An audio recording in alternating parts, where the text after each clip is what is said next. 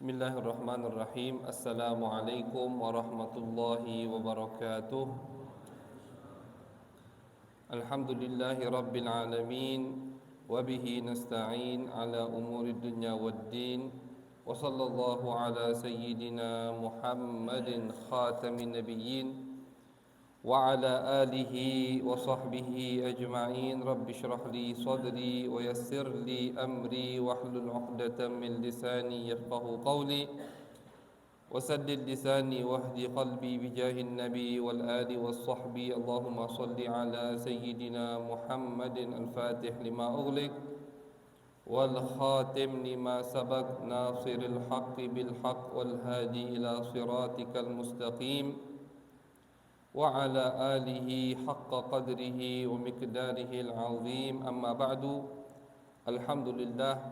Ma'asyiral hadirin wal hadirat yang dimuliakan oleh Allah Subhanahu wa taala, pada malam hari ini kita kembali dikumpulkan, ditemukan oleh Allah Subhanahu wa taala di tempat yang insyaallah penuh dengan barakah, penuh dengan rahmat dari Allah Subhanahu wa taala, dalam keadaan sehat wal afiat serta taufik dan hidayatnya. Alhamdulillah. Ma'asyiral hadirin wal hadirat, bulan lalu kita sudah memulai daripada kajian kita di dalam kitab Ar-Risalah Al-Jami'ah yang dikarang oleh Al-Habib Ahmad bin Zain Al-Habsyi rahimahullahu ta'ala rahmatal abrar. Dan kita juga sudah membaca sedikit daripada muqaddimah, kata pengantar daripada beliau tentang ilmu dan tentang bagaimana kita sangat dianjurkan untuk rajin mengkaji ilmu Nabi besar Muhammad sallallahu alaihi wasallam. Alhamdulillah, kita sekarang ada di bab pertama, yaitu Qismut Tauhid, faslun fi arkanil Islam. Qala rahimahullahu ta'ala: arkanul islami khamsatun, syahadatu an la ilaha illallah wa anna muhammadar rasulullah wa iqamus salah wa ita'uz zakah wa sawmu ramadan wa hajjul baiti man istata'a ilaihi sabila. Seperti biasa, ma'asyiral hadirin wal hadirat, setiap ulama fikih, kebanyakan bisa kita bilang 90%, sebelum memulai karyanya atau kitabnya di materi fikih, itu tidak langsung membahas tentang kitab bersuci atau najis, tidak. Yang pertama mereka bahas pasti tentang arkanul Islam dan arkanul iman. Itu rata-rata. Di beberapa pengajian juga begitu. Di Safinatun Najah begitu disebutkan pertama arkanul Islam. Di kitab Imam Nawawi Al-Bantani yang Al-Fakir buka di Kertapati, yaitu Ath-Thimar Al-Yani'ah, itu juga begitu. Pertama kali dibahas arkanul Islam dan arkanul iman. Baru setelah itu mereka memulai masuk di dalam bab bersuci, bab najis, bab wudu, dan bab seterusnya. Jadi itu adat daripada ulama, ya, biar kita ini sebelum mempelajari ilmu furu' atau ilmu yang bagiannya ya kita lakukan sehari-hari, dikenalkan dulu kita atau diingatkan kita ini kepada ilmu akhirat atau ya ilmu yang wajib nian kita ketahui.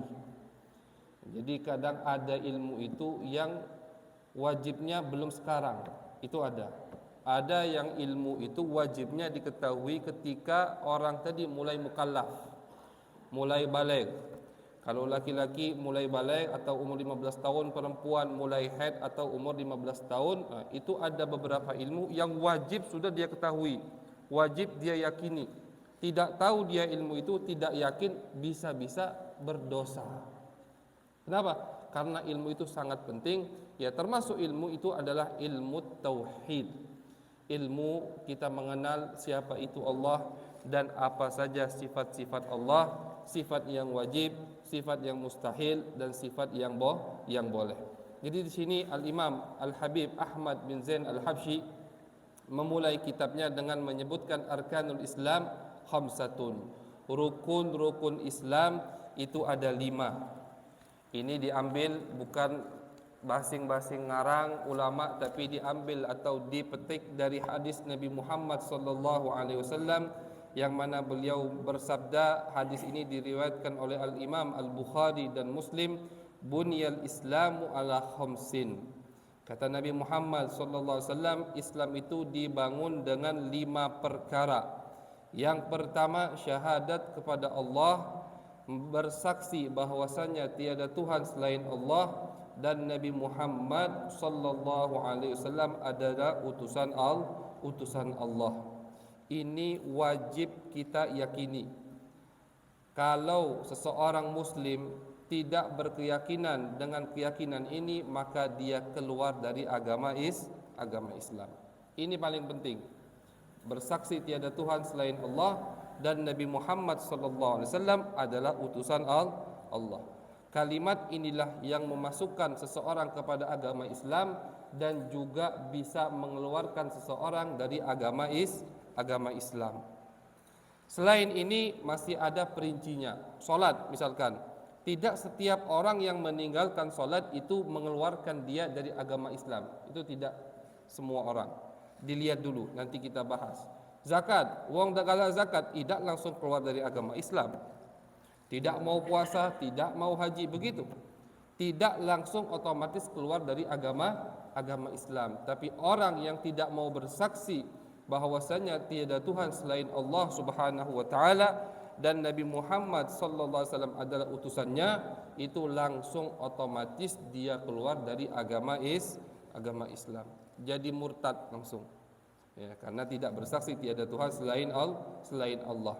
Adapun hukum mengucapkan kalimat syahadatain ini, kalimat bersaksi tiada Tuhan selain Allah dan Nabi Muhammad adalah utusan Allah, itu hukumnya untuk orang yang tadinya kafir terus mau masuk agama Islam wajib. Misalkan ada orang masih Kristen sekarang atau Cina masalah, nak masuk agama Islam, pengen memeluk agama Islam. Dia ini tidak dijadikan muslim kecuali dengan mengucapkan asyhadu alla ilaha illallah wa asyhadu anna muhammadar rasulullah. Walaupun misalkan hatinya itu penuh keyakinan bahwasanya tiada Tuhan selain Allah, yakin dia Nabi Muhammad adalah utusan Allah, perbuatannya perbuatan orang muslim, tingkah lakunya seperti kita orang muslim, tapi dia tidak mengucapkan 2 kalimat ini, tidak dihukumi seperti orang muslim walaupun di hatinya full imannya kepada Allah. Jadi wajib dia mengucapkan 2 kalimat syahadatain, asyhadu alla ilaha illallah wa asyhadu anna muhammadar rasulullah. Ketika dia mengucapkan ini, langsung otomatis dia menjadi orang muslim. Jadi walaupun hatinya full dengan iman, cinta sama Nabi Muhammad, hadir maulid misalkan, hadir maulid, hadir perayaan hari Islam, hadir kalau, tapi tidak mau mengucapkan kalimat syahadatain, tidak dihukumi orang muslim. Mati dia, meninggal, tetap tidak wajib kita solati, tidak wajib kita kafani, tidak wajib kita kuburkan. Tidak wajib. Kenapa tidak wajib? Karena dia bukan muslim. Tidak ada kewajiban untuk kita. Hukumnya seperti orang kafir tetap, walaupun hatinya iman, yakin sama Allah dan Nabi Muhammad sallallahu alaihi wasallam. Jadi wajib dia mengucapkan 2 kalimat syahadatain. Sebaliknya, misalkan ada orang munafik, mengucapkan 2 kalimat syahadatain, tapi hatinya tidak iman kepada Allah dan memusuhi Nabi besar Muhammad sallallahu alaihi wasallam. Dan ini terjadi ketika Nabi Muhammad sallallahu alaihi wasallam hijrah ke kota Madinah. Itu kan langsung Nabi menguasai kota Madinah. Soalnya sebelum Nabi hijrah itu, wong Madinah sudah sering datang ke Nabi setiap tahunnya. Dari tahun 10, tahun 11, tahun 12, tiap musim haji orang Madinah datang ke Mekah haji sekalian nemui Nabi Muhammad sallallahu alaihi wasallam. Tahun pertama sedikit yang datang. Tahun kedua, tahun depannya banyak yang datang. Tahun ketiga terakhir lebih banyak lagi. Jadi sebelum Nabi hijrah ke kota Madinah itu orang Madinah 90% sudah masuk Islam semua. Sebelum Nabi hijrah ke kota Madinah. Jadi ketika Nabi datang ke kota Madinah, hijrah ke kota Madinah, itu semua sudah memeluk agama Islam. Nabi tak ruwet-ruwet lagi. Kendali ya, atau yang memandu kota Madinah langsung di tangan Nabi besar Muhammad sallallahu alaihi wasallam. Nah, ada orang-orang yang tidak senang dengan Nabi Muhammad sallallahu alaihi wasallam. Dia ini dulunya ketua Madinah, ngerasa disaingi. Inilah ya kan, sampai sekarang pun kalau ada ketua yang merasa disaingi pasti hasud kan begitu. Padahal kadang yang datang itu tak ada nak ngebut martabat dia, tidak. Cuman nak berdakwah, cuman nak baligh anni walau ayat, menyampaikan ayat dua ayat, hadis satu hadis dari Nabi Muhammad. Cuman dia merasa tersaingi, akhirnya dimusuhi. Biasa itu, sifat manusia. Jadi dari zaman Nabi sudah terjadi seperti itu. Datang Nabi ya, langsung komando Madinah dipegang sama Nabi karena semua muslim. Ada beberapa orang yang tidak mau Islam, cuman takut sama orang muslimin, akhirnya pura-pura masuk Islam.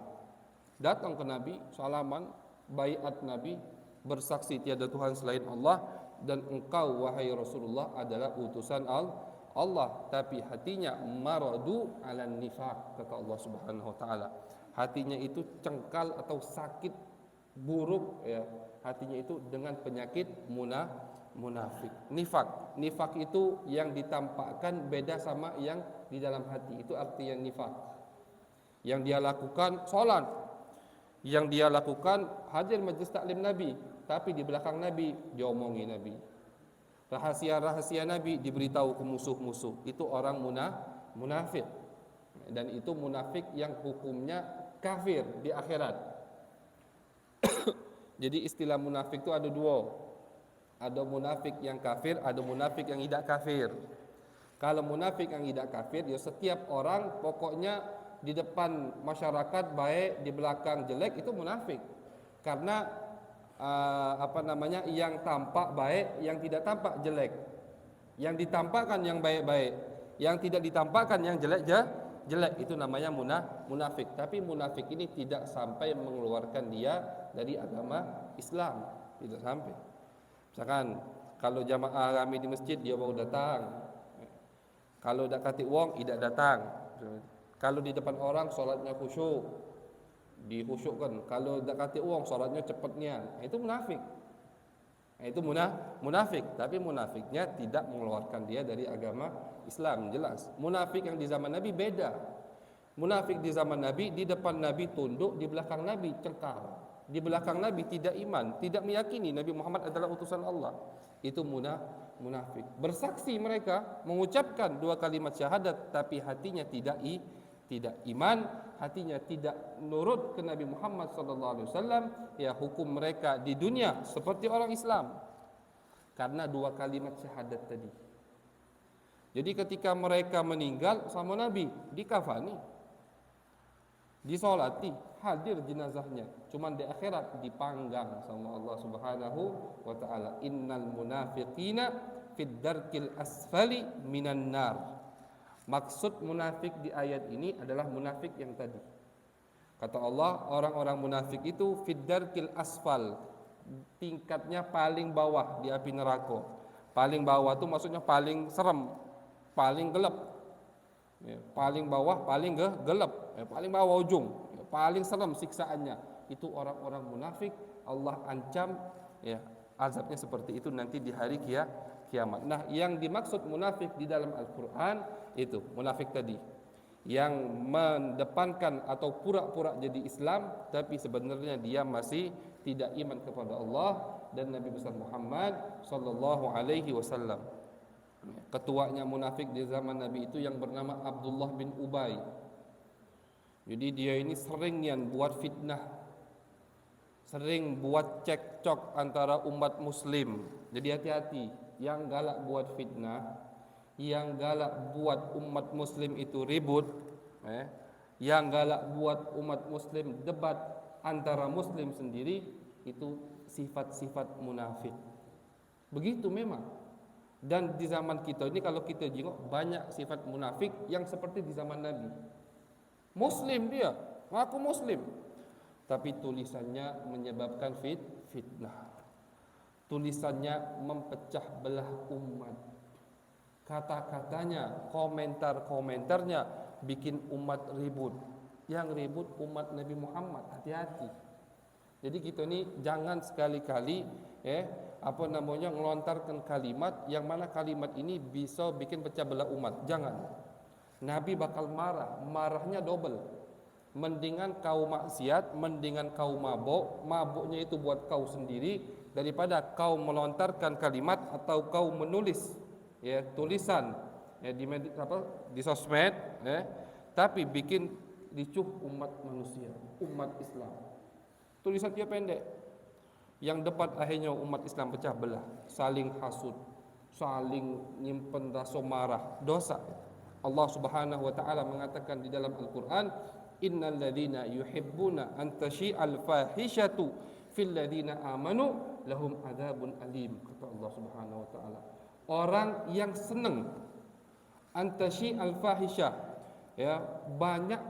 banyak perpecah belah umat Islam. Fahisyah itu maknanya luas. Fahisyah itu dari kata kotor, saling mengejek itu fahisyah. Fahisyah juga kemungkaran, juga fahisyah. Fahisyah perbuatan zina, perbuatan minum khamar juga fahisyah. Dari A sampai Z itu semua namanya fahisyah. Jadi Allah mengatakan orang yang senang menyebarkan atau memperbanyak atau membuat cekcok umat muslim itu dapat azab yang luar biasa dari Allah Subhanahu wa taala. Lahum adzabun alim, kata Allah. Bakal dapat siksaan yang sangat pedih. Karena itu sifat-sifat orang munafik. Munafik itu demen, jingok, Nabi ini lagi ada apa yang ruwet, langsung disebarkan isu-isu yang macam-macam. Sayyidah Aisyah, ya kan? Sayyidah Aisyah pulang dari peperangan terlambat. Kenapa terlambat? Karena Sayyidah Aisyah itu orangnya kurus, kecil masih Sayyidah Aisyah. Jadi yang bawa, yang bopong istilahnya kendaraan Sayyidah Aisyah dak ngerasa Sayyidah Aisyah dak kati. Jadi di satu peperangan biasa Nabi itu di setiap peperangan membawa istri-istrinya. Dipilih, diundi siapa istri yang melok sekarang ini. Biasanya dua yang diajak. Peperangan saat itu keluar nama Sayyidah Aisyah. Sudah keluar Nabi, pulang, pas di pertengahan perjalanan pulang Nabi istirahat. Sayyidah Aisyah di dalam istirahat itu ingin buang hajat. Keluarlah Sayyidah Aisyah dari kendaraannya, taruhlah mobilnya kalau gitu sekarang. Dulu kendaraannya itu bukan onto itu nah. Onto pocoknya cak ado rumah kayu, di situ. Keluar dari situ Sayyidah Aisyah mau buang hajat. Selesai buang hajat, balik ke kendaraannya, kalungnya yang dari Nabi hilang, tak tahu ketinggalan di tempat tadi. Keluar lagi nyari kalung. Pas beliau nyari kalung, Nabi ngomong, ayo kita pulang ke Madinah. Pasukan diajak pulang. Yang tugas bawa rumah kayu Sayyidah Aisyah tadi tak ngerasa katik Sayyidah Aisyah di situ. Sama be soalnya. Tidak do gemuk wongnya. Beratnya sama dibawa. Akhirnya ketinggalan Sayyidah Aisyah, ketinggalan pasukan. Pasukan udah berapa kilo di depan, Sayyidah Aisyah jalan sendirian di padang pasir, bayangkan. Nah, cuman Nabi punya siasat, setiap beliau jalan itu ditinggalkan satu orang untuk jalan paling terakhir. Jadi misalkan Nabi udah 10 kilo di depan, dia baru jalan. Biar apa? Biar yang ketinggalan atau ada barang yang jatuh di tengah perjalanan ditemui sama dia, diambil nanti dikembalikan di kota Madinah. Kebetulan waktu itu yang lagi ditugaskan sama Nabi untuk jalan terakhir namanya Safwan, sahabat Nabi, sahabat yang Masya Allah, sahabat yang giat ibadahnya, cinta sama Nabi. Akhirnya beliau lihat Sayyidah Aisyah, langsung mengucapkan innalillah wa inna ilaihi rajiun, tanpa berbicara satu kata pun pada Sayyidah Aisyah. Akhirnya diturunkan ontanya, Sayyidah Aisyah naik, dibawa onta, dia jalan, Sayyidah Aisyah di onta, dibawa jalan sampai masuk kota Madinah. Sudah gitu doang ceritanya. Munafik lihat. Mau munafik nengok, oh ini gosip, buat hoak paling mantep ini sekarang nih, biar rame di YouTube, taruhlah begitu, biar rame di Instagram, biar rame di berita. Apa? Oh, Sayyidah Aisyah berbuat naudzubillah serong atau berbuat yang tidak sama Sofwan ini. Disebarkan isu yang macam-macam, risuh umat muslim, cekcok, banyak masalah. Oh, ada yang ngomong ini, ada yang ngomong ini, ada yang ngomong ini. Itu gawe munafik. Jadi banyak, kalau kita lihat gambaran munafik di zaman sekarang ini banyak, banyak niat. Gambarannya suka ada cekcok, suka timbul fitnah antara umat muslim, bukan mempersatukan umat, tapi malah memecah belah umat. Dan itu juga termasuk tanda kata Nabi, ulama usu, ulama jahannam, ulama yang bakal masuk api neraka. Bukan mempersatukan umat, tapi dia malah pecah belah umat. Komentarnya atau statementnya, apapun itu, silahkan Anda katakan apa, memecah belah umat. Kita sekarang ini butuh untuk umat ini disatukan. Kalau kita bersatu, insya Allah musuhnya mau siapapun pasti kalah. Tapi kalau kita pecah belah, sudah, musuhnya kecil, kalah kita. Kan memang itu yang dipahami oleh orang kafir. Orang kafir itu, ini di dalam bab sejarah, ketika Sayyidina Umar bin Khattab berhasil menguasai kota Irak seutuhnya, dari ujung ke ujung negara Irak dikuasai oleh Sayyidina Umar bin Khattab. Besar negara Irak itu, per kota diambil sama Sayyidina Umar, direbut, kota seterusnya direbut. Negara Irak di bawah naungan Islam. Akhirnya orang-orang itu, orang-orang yang masih munafik tadi, yang tunduknya terpaksa, lihat, kita ini kalau mau memerangi umat muslim dengan pedang, tidak bakal menang sekarang. Saya nantang pakai pedang, pakai kuda, pakai senjata, perangiannya tidak bakal menang. Terus gimana? Kita pecah belah antara mereka, biar mereka saling bunuh sesama lain. Biar cekcok itu, perdebatan itu antara para kiainya, para ustadznya, para habibnya. Sudah, wong kafir tinggal nontonnya sambil ngopi, dia ngerokok. Wah, sedapnya nih. Dia tidak perlu ruwet lagi. Habib sama habib yang perang, kiai sama kiai yang cekcok. Di berita, live, yang lihat 1 juta, 2 juta, kan kasihan Nabi Muhammad SAW. Ini keadaan yang tidak sama sekali menyenangkan hati beliau. Jadi hati-hati, ayo kita kembali kepada jalan Nabi Muhammad SAW, persatukan umat, jangan pecah belah umat. Makanya selalu minta kepada Allah, ya Allah, berikanlah kami ini taufik di dalam perbuatan dan perkataan. Perlu taufik itu.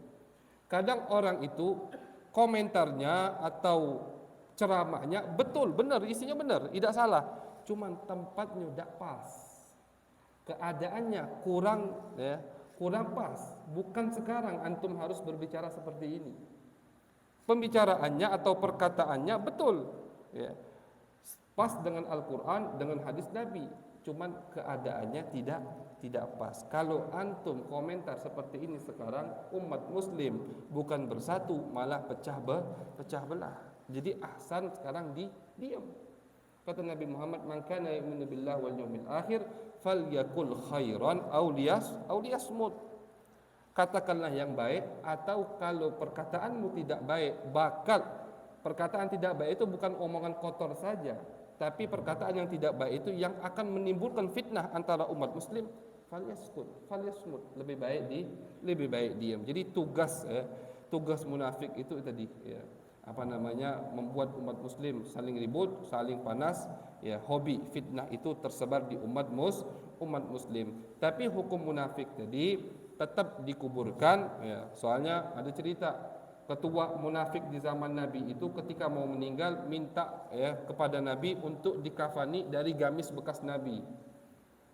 Pintar cari rai awak munafik, gitu kan?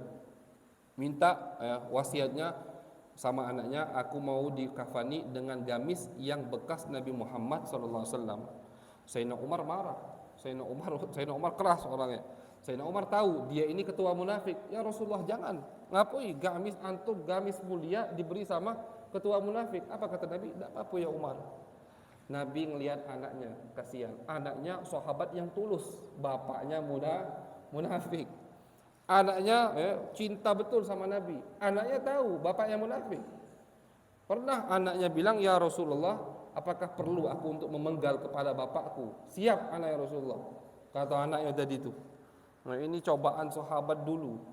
Yang nak dipenggal kepala bapaknya dewek, yang mesai dia dari kecil sampai besar. Beda agama, siap. Kalau antum mau memenggal kepalanya ya Rasulullah, jangan suruh orang lain, suruh ana be. Ana siap. Malah kalau antum suruh orang lain, takutnya nanti ana marah sama orang muslim ya, yang bunuh bapak ana tadi. Biasa kan, kalau bapak diganggu pasti marah, itu tabiat manusia. Jadi jangan Rasulullah, jangan suruh orang lain. Ana takut nanti kalau yang bunuh bapak ana saudara semuslim sama ana, akhirnya ana bunuh orang muslim demi orang kafir, bapaknya maksudnya. Jadi jangan. Kalau antum memang butuh kepalanya, ana siap mendatangkan antum kepalanya. Siap. Ini anaknya. Apa jawab Nabi? Jangan, kata Nabi. Kenapa? Karena dia ini menampakkan Islam. Kalau aku penggal, kata Nabi, kepalanya, nanti orang-orang bilang, oh Muhammad membunuh sahabatnya sendiri. Jadi tidak. Sama Nabi disiasatkan, sama Nabi dipeloi arusnya. Cuman Nabi tetap dibantu sama Allah Subhanahu wa taala. Nah, ketua munafik ini pas mati wasiat kepada anaknya minta dikuburkan dengan gamis Nabi besar Muhammad sallallahu alaihi wasallam. Sayyidina Umar marah, "Jangan ya Rasulullah, biar ya Umar. Dak katik manfaatnya baju anak." Kalau dia munafik tetap dia akan diazab sama Allah Subhanahu wa taala ya. Jadi tetap hukumnya dikafani, dimandikan, dikafani, disolati dan kuburkan seperti orang muslim biasa karena dua kalimat syahadat. Walaupun hatinya tidak ada iman sama sekali kepada Allah Subhanahu wa taala. Berbeda sama yang tadi. Hatinya iman semuanya ya, tapi dia tidak mengucapkan dua kalimat syahadat, maka hukumnya seperti hukum orang kafir. Kita tidak wajib mengkafani, semua tidak wajib. Nanti di akhirat bainahu wa bainallah. Di akhirat terserah Allah mau apakan dia. Imma Allah maafkan atau tetap Allah azab ya, masuk neraka, naudzubillah min dalik. Jadi kalau ada orang mau masuk Islam, wajib dia pertama kali mengucapkan dua kalimat syahadat. Dan jangan nunggu ustaz. Ini salah juga. Ya, misalkan antum punya teman kerja, teman tetangga, teman mana saja mau masuk Islam, aku pengen masuk Islam, langsung ucapkanlah dua kalimat syahadat. Saat itu juga, soalnya kita tidak tahu ajal kapan datang. Takutnya kalau kita KGB akhir bulan nunggu ustaz datang dari Palembang, malah kelamunya. Tak taunya mati dia sebelum itu. Nah, kesian. Mati dalam keadaan belum mengucapkan dua kalimat syahadat. Jadi kapan dia bilang aku mau masuk agama Islam, langsung saat itu juga ucapkan dua kalimat syahadat. Nanti di masjid diulang lagi, depan umum diulang lagi ya, tapi dia sudah mengucapkan dua kalimat syahadat ya. Belum tahu nanti dia meninggal setelah itu ya, jadi selamat dia. Kan ada ceritanya. Ada sahabat baru mengucapkan dua kalimat syahadat, belum sholat, belum puasa, belum zakat, belum apa-apa, belum semua. Mengucapkan dua kalimat syahadat, langsung ikut perang sama Nabi Muhammad SAW, meninggal gugur di peperangan tersebut. Min ahlil jannah, jelas. Belum sholat, kata Nabi dia ini belum sholat, belum pernah sholat sekalipun. Baru syahadatain ya, bersaksi tiada Tuhan selain Allah dan Nabi Muhammad adalah utusan Allah. Langsung ada kumandang perang, Nabi ngajak perang, ikut perang dia. Tak taunya gugur syahid min ahlil jannah ya, karena dia sudah mengucapkan dua kalimat syahadatain. Ada Yahudi satunya cinta sama Nabi, tahu ini Nabi memang ada di kitab kita Taurat. Pas Nabi perang dia ikut, mati dia, tapi tetap min ahlin nar. Kenapa? Karena dia tidak mengucapkan dua kalimat syahadatain. Jadi hukum mengucapkan dua kalimat syahadatain untuk orang yang baru mau masuk Islam itu wajib ya. Tapi kalau orang yang sudah lahir dari orang tua yang sudah muslim dan muslimah, itu tidak perlu lagi mengucapkan dua kalimat syahadatain. Ya. Cuman pas dia balik, pas dia sudah sampai umur dewasa, disunnahkan, ya, dianjurkan dia untuk mengulangi atau mengucapkan 2 kalimat syahadatain. Cuman dianjurkan baik, tidak wajib. Misalkan ada orang lahir dari keluarga muslim, tidak pernah sholat, tidak pernah baca Quran, tidak pernah apa-apa, walau mengucapkan 2 kalimat syahadatain sampai dia meninggal, tetap hukumnya muslim. Tidak pernah masuk masjid, baca Quran, majlis, tidak pernah galau. Tapi dia lahir dari kedua orang tua yang agamanya Islam, maka dia ikut agamanya muslim, otomatis langsung agamanya muslim. Kecuali kalau dia melakukan hal-hal yang mengeluarkan dia dari agama Islam, itu hukumnya beda lagi. Tapi tadi tetap ketika dia dewasa dianjurkan untuk mengulang 2 kalimat syahadatain, asyhadu alla ilaha illallah wa asyhadu anna muhammadar rasulullah. Yang mengucapkan kalimat ini, kata Nabi Muhammad, hartanya dijaga, ya, nyawanya dijaga, harga dirinya juga dijaga, tidak boleh diusik. Walaupun dia ahli maksiat seperti apapun, Anda tidak ada hak untuk misalkan menampar dia, tidak ada hak. Kita gebuki, ngapa mabuk terus dunia ustaz, tidak kata hak. Tak boleh, bukan tugas kalian. Tugas kalian, ya, menegur dia dengan perkataan. Orang tuanya ada hak untuk memukul. Pemerintah, ya, yang menegakkan hukum atau yang memegang kendali hukum ada hak untuk memukul, ya, untuk mencambuk, untuk dipenjara, bahkan kalau kelewatan untuk dibunuh, berhak. Itu ada di hukum Islam. Tapi kita sesama muslim tidak berhak untuk memukulinya, tidak berhak. Kita hanya sebatas lidah, nasihati, wajib nasihati. Ada orang mabuk, wajib kita nasihati, wajib kita tegah, amar ma'ruf nahi mungkar. Cuma sampai kita gepuki, sampai kita ganggu, tidak boleh. Kenapa? Karena kata Nabi Muhammad, yang sudah mengucapkan 2 kalimat syahadatain itu harta dirinya, harga dirinya, nyawanya dijaga sama Allah Subhanahu wa taala. Ada ceritanya kan, sahabat Usama di dalam peperangan, ketika dia adu duel sama orang kafir, wong kafir tadi udah terpojok, pedangnya jatuh, nak dipenggal, tinggal sahabat Usama ini, nak dipenggal udah. Wong kafir tadi tiba-tiba langsung mengucapkan la ilaha illallah Muhammad Rasulullah. Jelas ini mengucapkan 2 kalimat ini pengen biar tidak dibunuh baik. Nama sahabat Usama ini, nama sahabat ini Usama, tetap dipenggal, tetap dituja orang tadi itu. Sudah balik ke Nabi, marah Nabi Muhammad sallallahu alaihi wasallam. Ataqtuluhu ba'da an qala la ilaha illallah. Diulangi terus sama Nabi, wahai Usama, kau berani bunuh dia setelah dia mengucapkan la ilaha illallah Muhammad Rasulullah? Apa yang akan kau tak pertanggungjawabkan nanti di hadapan Allah ketika kalimat la ilaha illallah Muhammad Rasulullah menuntutmu? Jadi bukan orang tadi yang menuntut, kalimat la ilaha illallah Muhammad Rasulullah akan menuntutmu wahai Usama nanti di hari kiamat. Ngapo kau bunuh wong yang sudah mengucapkan kalimat aku? Marah Nabi, sampai-sampai sahabat Usama itu, ya Allah, coba be aku ini belum dilahirkan, takut lihat Nabi marah seperti itu. Ini sahabat yang sangat dicintai sama Nabi Muhammad, Usama namanya, ya, tapi dimarahi seperti itu, ya.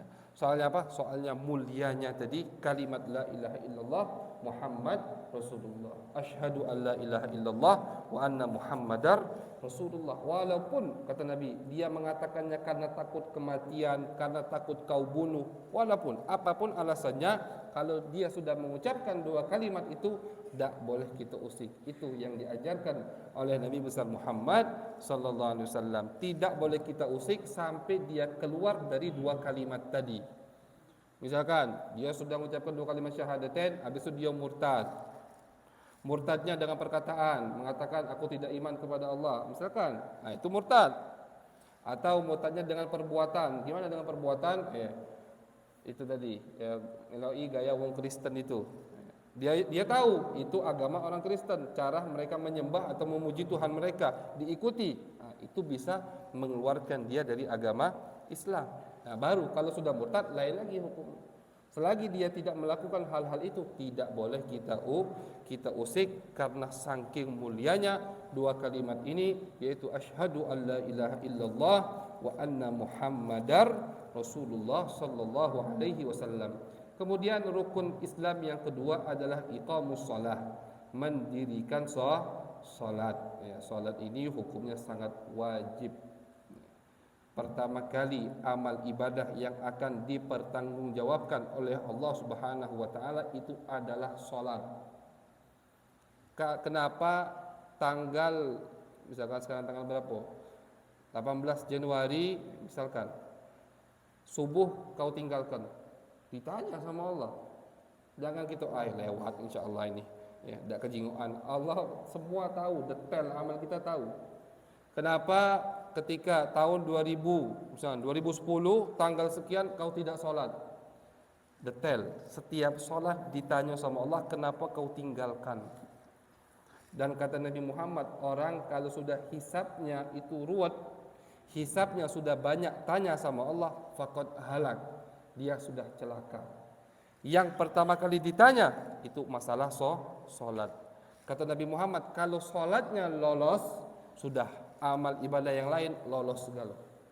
Jadi kalau kita pengen selamat dunia akhirat, sholat jangan tinggalkan. Biar apa? Biar kaget hisab di akhirat ketika kita diminta pertanggungjawaban sama Allah Subhanahu wa taala, kita lolos dalam masalah sholat, masalah lain lolos segala. Itu kata Nabi Muhammad, janji Nabi Muhammad. Ya. Yang selamat masalah sholat, lolos segala. Sholatnya katik bolongnya, insya Allah kata Nabi Muhammad cepat dia masuk surga. Kenapa? Karena kalau orang sholatnya sudah jempol, insya Allah amal ibadah yang lain juga jempol. Allah mengatakan di dalam Al-Quran, Inna salata tanha anil fahsya'i wal munkar. Salat itu mencegah kita untuk melakukan hal-hal yang jelek. Tapi salat hakiki. Nah, itulah. Ngapa Ustaz sekarang kami jamaah masjid, tapi kami juga mabuk. Dari masjid mabuk biasa. Tak menutup kemungkinan. Yang dari masjid maling Ustaz, maling di masjid Ustaz. Dia habis salat tu maling. Padahal Allah mengatakan salat itu mencegah kita untuk berbuat kemungkaran, berbuat maksiat. Tapi ini salat masih berbuat maksiat karena salatnya bukan seperti salat yang dimaksud oleh Allah Subhanahu wa taala. Mungkin wudunya tidak sah, mungkin pakaiannya ada yang najis. Makanya penting kita belajar ilmu. Biar salat kita ini memang yang dipinta, yang diwajibkan oleh Allah Subhanahu wa taala. Mungkin tidak ada khusyuknya, mungkin takbirnya salah, bacaan Fatihahnya salah. Banyak yang menyebabkan salat kita ini tidak diterima oleh Allah Subhanahu wa taala. Jadi kalau kita salatnya sudah bagus, rukun-rukunnya, syarat-syaratnya, wudunya juga bagus, insyaallah amal ibadah yang lain juga bagus, sehingga nanti dihisab gampang oleh Allah, langsung masuk surga. Jadi salat itu termasuk arkanul Islam yang paling penting. Pertama yang ditanyakan nanti oleh Allah Subhanahu wa taala, kata Nabi Muhammad, la dina liman la salatalah. Tidak ada agama orang yang tidak salat. Aku Islam Ustaz, tapi aku belum dapat hidayah salat. Bukan belum dapat hidayah, kau yang malas. Nak dapat hidayah itu metu. Nak pintar itu belajar. Nak pintar ngoling beli-beli. Allah terus. Itu. Nak dapat hidayat metu ke masjid, dapat hidayat. Belum dapat hidayat, tak tergerak hati aku Ustaz. Iyalah kau dah tak gerak kenyok. Bukan alasan itu. Jadi itu bukan alasan. Ada satu orang membaiat Nabi untuk masuk Islam. Tapi ya Rasulullah, kata dia ini, yang orang baru mau masuk Islam, aku tidak mau sholat. Kata Nabi, tak usah masuk Islam. Itu sama Nabi, tak usah masuk Islam. Karena Islam tidak sholat, bukan Islam, kata Nabi Muhammad. Tidak usah masuk, ditolak sama Nabi Muhammad sallallahu alaihi wasallam. Tapi satu lagi, ada orang, ya Rasulullah, baiat masuk Islam, cuman aku ini demenian berbuat zina ya Rasulullah. Halalkanlah zina ini buat aku. Zina itu berhubungan bukan sama istrinya, kan gitu. Apa kata Nabi Muhammad? Langsung diusir? Tidak. Kata Nabi Muhammad, kau tuh kalau zina sama betina, dia tuh punya bapak, dia punya adik, marah tak kira-kira? Marah ya Rasulullah. Kau galak tak adik kau atau ibu kau di zina sama wong? Nanda diajak berfikir sama Nabi.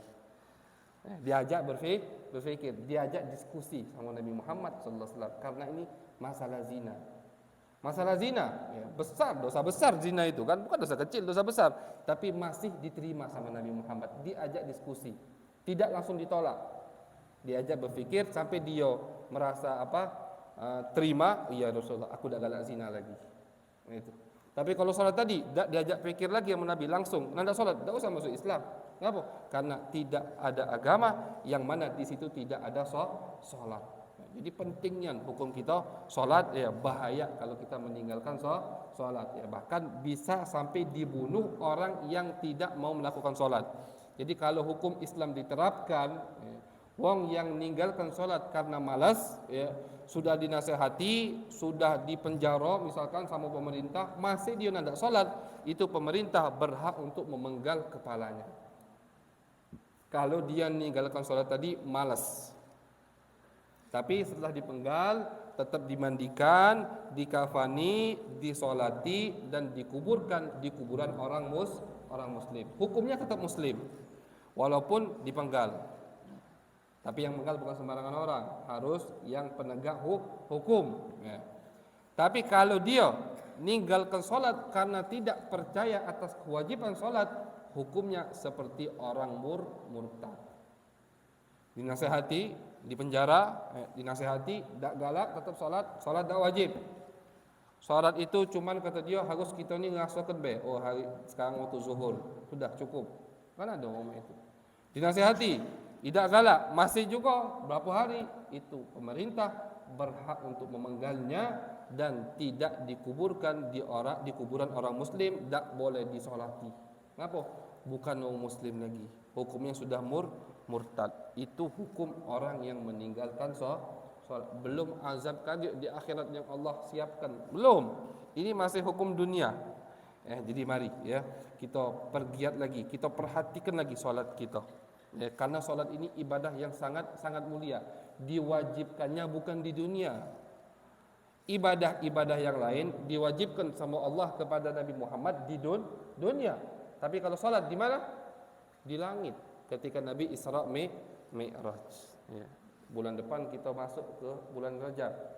Bulan Nabi ya, dikasih hiburan sama Allah, ya pikniknya tapi ke langit sana. Isra Mi'raj. Di atas sana, ya, di tempat atau dalam keadaan Nabi hanya berdua sama Allah Subhanahu wa taala, di situ Allah wajibkan salat.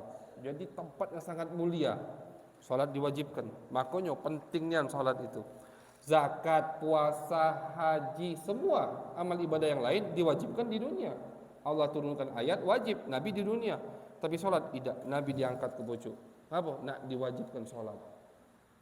Nabi yang dipanggil ya. Makanya ibadah yang paling mulia, yang paling penting. Kata Nabi, bedanya kita sama orang kafir salat. Bedanya kita sama orang kafir itu solat. Mafhumnya kata Nabi Muhammad, kalau orang tak solat berarti tak katik bedanya sama orang kafir. Na'udzubillah min dalik. Dan perhatian solat ini, ma'asyiral hadirin wal hadirat, bukan ke diri kita pribadi saja. Yang punya tanggung jawab, sudah punya istri, perhatikan istrinya untuk solat. Yang punya anak, perhatikan anaknya untuk solat. Istri tak mau solat, marahi. Tak cukup marahi, tak apa-apa dipukul sedikit. Pukul sedikit baik, jangan pukul banyak nian. Begitu juga istri. Ibu-ibu ada suami tak galak solat, bangun dipaksa. Bahaya. Ada orang tak galak solat di rumah kita, bahaya. Itu tempat bakal turun azab Allah. Azab itu jangan dikira geledek jedor, tidak itu azab. Azab itu rezeki kita sempit, berkah dak katik, duit banyak masuk tiap hari, tapi tiap hari juga ke rumah sakit. Buat apa? Dari mana itu katik berkah? Azab, karena dia dah galak solat.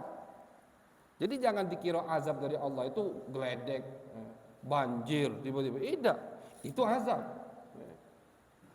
Azab juga tadi, keberkahan dicabut oleh Allah Subhanahu wa taala, dan itu yang banyak terjadi di rumah-rumah muslim sekarang. Katik keberkahan, dia rongsing dalam rumah ngapo? Tak sadar ada yang tak solat di rumah dia. Gelap kalau masuk rumah tu, hati tu gelisah ngapo? Katik yang coba rumah yang setiap maghrib atau isya setiap solat dia jamaah sama anak bininya, tenteram dia di rumah itu. Walaupun makan sederhana, rumahnya sederhana, cuman penuh dengan cahaya Allah dan cahaya Nabi besar Muhammad sallallahu alaihi wasallam. Jadi jangan perhatikan salat kita karena kita kaget di akhirat, ya, diminta pertanggungjawaban juga. Ngapo bini kau tak salat? Makanya di Al-Qur'an disebutkan cerita di akhirat, yauma yafirul mar'u min akhi, kakak adik berlari nak ketemu. Laki bini yang tadi di dunia wah mesranian, mana-mana berdua, mana-mana foto, bunga tiap malam, misalkan. Di akhirat nandak ketemu. Bapak sama anak berlari nandak ketemu. Anak sama maknya berlari juga nandak ketemu di akhirat. Kenapa? Takut diminta pertanggungjawaban. Bini tak solat, dia dimarahi sama Allah. Ya Allah, suami aku tak pernah negur aku. Maka dia suami itu nandak ketemu bini. Jadi ngapa? Takut ditarik ke neraka juga. Anak begitu juga. Tak solat ngapa? Bapakku diem Aku tak tahu, aku tak ditegur, aku tak dimarahi. Bapakku salah juga. Itu di akhirat. Anak yang kita sayang di akhirat musuh sama kita. Kalau kita tidak benar didik anak tadi. Tapi kalau kita sudah nasihati, ya Allah sudah, lepas tanggungjawab. Aku sudah nasihati, aku sudah marahi, aku sudah usir dari rumah. Tapi dia tetap tak solat, bukan tanggungjawab aku lagi. Dia yang masuk neraka, kita tidak. Naudzubillah min dzalik. Makanya perhatikan masalah salat bukan hanya diri kita saja, tapi anak bini kita juga, biar nanti insyaallah kita di akhirat dalam keadaan selamat, termasuk rumah tangga yang mawaddah. Mawaddah tu ini bukan mawaddah tu cuma cinta-cinta biasa, bukan. Mawaddah rahmah mana ini? Kalau rumah tangga tadi dibangun dengan dilaksanakannya semua perintah-perintah Allah, apalagi solat. Jangan segan-segan bangunkan anak untuk solat. Nanda siram baju tak apa. Mending dia marah sekarang, mending dia sedih sekarang daripada kaget di akhirat dia dibakar. Pilih mana? Pilih dia dibakar di neraka apa pilih dia kita siram sekarang? Siram sekarang. Kan begitu. Bini anak solat begitu juga. Bahkan sebagian ulama mengatakan kalau sudah istri ada yang tidak mau solat, tekak masih tidak solat, kita dianjurkan untuk menceraikan dia. Buat apa ngingon wong yang tak galak solat? Bukan datangkan berkah, malah mendatangkan balak azab dari Allah Subhanahu wa taala. Jadi kalau ada istri, jangan langsung diceraikan dulu, Pak. Nasihati dulu, habis ini diceraikan. Tidak, nasihati dulu, ya kan? Mak ini. Nah, hendak juga, sudah, lepaskan. Ini bukan masalah main-main. Bukan masalah duit, bukan masalah makan, bukan. Masalah masak anda lemak, kita harus terima. Bini masak anda lemak, jangan kita marah, tak boleh. Tapi solat, kalau kita mempertahankan dia berarti kita seakan-akan lebih cinta dia daripada Allah dan Nabi Muhammad sallallahu alaihi wasallam. Bentuk kita cinta sama Allah dan Nabi Muhammad, kalau ada orang yang tak galak nurut dengan ajaran beliau, lepaskan. Tapi ada prosesnya, kan? Nasihati dulu, bawa ke ustaz, macam-macam, tak galak juga, lepaskan. Buat apa ngingon wong yang tak galak solat? Naudzubillah min dalik, karena kata Nabi Muhammad, beda kita sama orang kafir cuma solat. Wong solat muslim, wong tidak solat sama becak wong kafir. Itu kata Nabi Muhammad sallallahu alaihi wasallam. Naudzubillah min dalik. Insyaallah sisa daripada arkanul Islam kita lanjut di pertemuan yang akan datang. Insyaallah kita ditemukan oleh Allah dalam keadaan sehat wal afiat, taufik dan hidayahnya. Amin ya rabbal alamin. Wallahu a'lam bissawab.